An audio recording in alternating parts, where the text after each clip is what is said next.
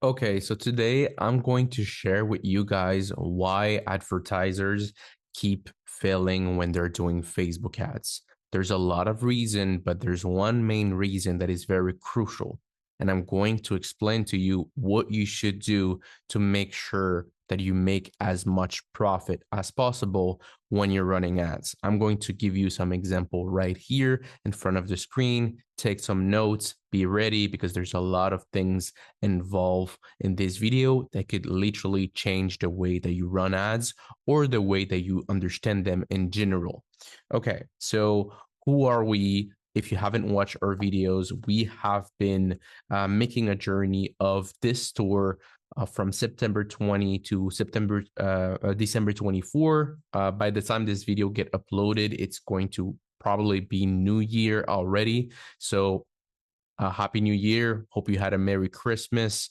And yeah, we've been dedicating our focus into this store to show you that it's still possible in 2024, moving on to 2025 to make money in dropshipping. And we started this store in September. Now it's made $100,000 in sales. And there's been, a few struggles here and there with this store. And I'm going to share with you what you should do when you're running ads, specifically on Facebook ads. And guys, I know a lot of you that are saying, oh, show the dashboard, show the Shopify store.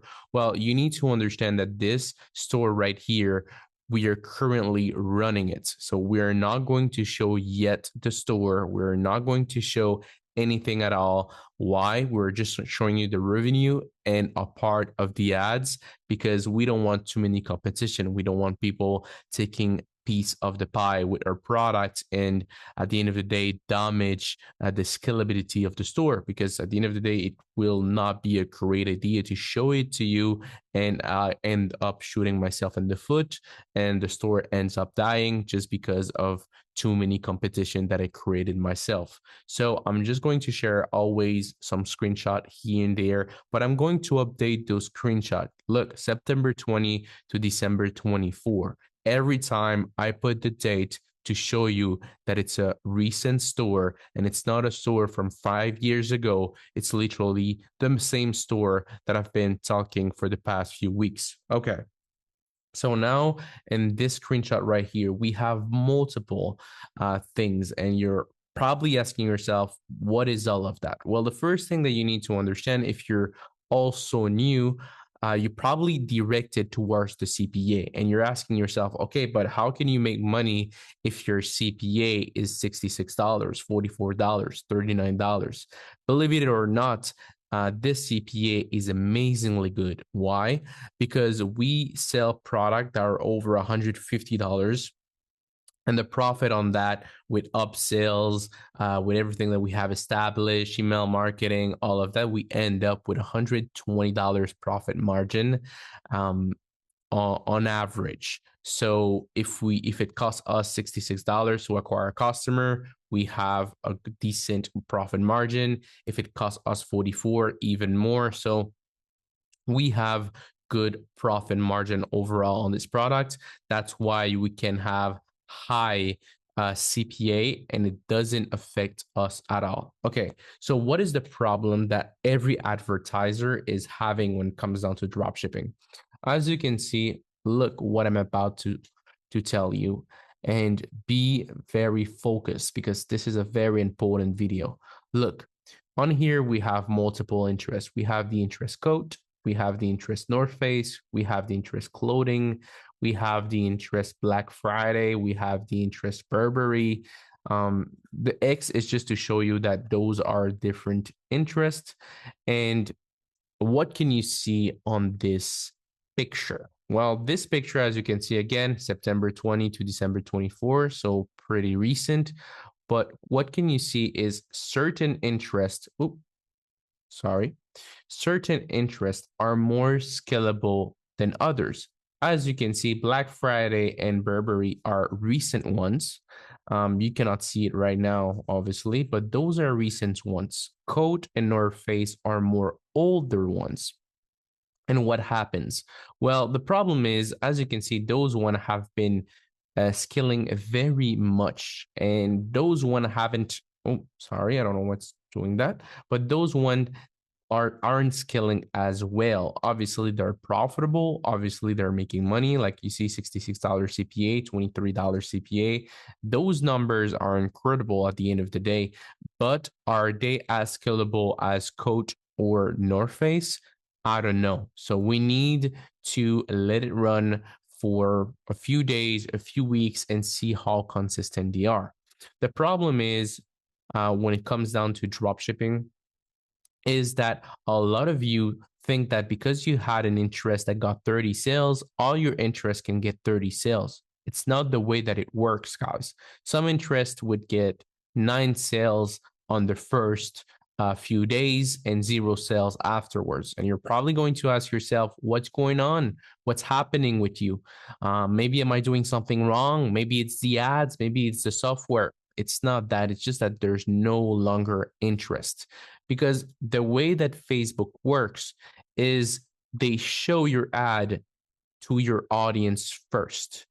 So the most warmed audience, they show it first. So that's why you could have a spark of a few sales in the first few days, but after it dies out because it starts showing it to more audiences, and those audiences are maybe not as warmed or as interested in your product. So I had multiple times product that in the first 3 days I got 6 sales, the next 3 days I got nothing. But there's nothing wrong with that. The way that I deal with it is just close the ad and I go towards another interest. So Black Friday right here, to be honest, has been consistent for the past, I believe, 12 days. So has been consistent for the past 12 days. So I just let it run, let me make making me money. But Burberry, this interest actually only lasted 5 days. So in 5 days, it made 5 sales. I let it run a little bit longer. I let it run 5 more days, and those extra 5 more days and didn't make more sales, so I closed it. So how do you want um, to, let's say, scale? How can you scale profitably? How can you actually make sure that you're not losing money or putting too much money towards one interest? Because I'm going to share with you as an example um, on here. Look, engaged shoppers. Look at the engaged shoppers. So I got 3 sales or on engaged shoppers. That was quite good. But the problem is, look at the next 5 days. Engaged shoppers, 0 sales, 0 sale, even no add to cart. So how could that happen? And what do I do in this scenario? Okay, so let me explain you a formula that I do every single time that I test a product, because it's different on every product. So how can you apply this formula? Very simple. Let's say that you're running ads at $20. Okay. So you're running ads on here at, sorry, I do not write very well, at $20 a day. Okay. So this is when you have a winning product, guys. Follow the strategy. It's very important. So you have $20 a day ad, whatever the ad is. Let's take the example of engaged shoppers. Okay, great. So it's $20 a day, and the break-even point for the product is, let's say, for me, it's 120, but at the beginning, it was 100. So let's keep it at 100 for now. So because after optimization, everything was 120, but before it was just $100 profit. So I have $100 every time that I get a sale and profit. Okay. So I got $100. So what should you do? Well, very simple. The way that it works is, let's say you want to separate, you want to let run your ads that are making money for all your break-even point. So $20 a day, it means your ad need to run for 5 days. Okay. So 5 days. So let's say on day one, you didn't got a sale. So on day one, no, so you didn't got a sale. So day one, no sale. So going to go 0. On day two, you got 2 sales. Great. On day 3, you got 1 sale. On day 4, you got 0. And on day 5, you got 0. So what do? I know that overall, if I spend $100 and only get 1 sale, well, I break even. If I'm breaking even, as long as I'm breaking even, I let it run another cycle. So another 5 days. On here, as you can see, I made 3 sales. So I'm profitable of $200 because 1 sale paid the 5 days and 2 sales are the profit. So what basically happened? Now I let it run another 5 days. So first day, what happened? I got no sales. 2 days, no sales. 3 days, no sales. 4 days, no sales, and 5 days, no sales. So 5 days, I got no sales at all. So I closed down the product. Just close it. Close it. That's it. Now, let's say on the scenario that on this you had 1 sale and 1 sale instead. So let's remove this, erase this. Let's say that you got perfect. Let's say that you got 1 sale. Okay, then I would let it run another 5 days. So it means on here I made 2 sales profit. Here I broke even another cycle of 5 days. But maybe on this cycle of 5 days, let's say this day I made 2 sales, 2 I made 0, 3 I made 1, 4 I made 1, 5 I made 0. So on this cycle, I made 2, 3, 4 sales. So you need to let it run another cycle of 5 days. And now let's say on here, 1, 2, 3, 4, 5, and each one of them is 0, 0, 0, 0, 0. Then what would happen is I would close it. So that's it. I close it. So that's what you want to do, guys. And you want to go to word cycle like this. If you have an interest that is very strong, like let's say the interest that I had before, was, let me close this down.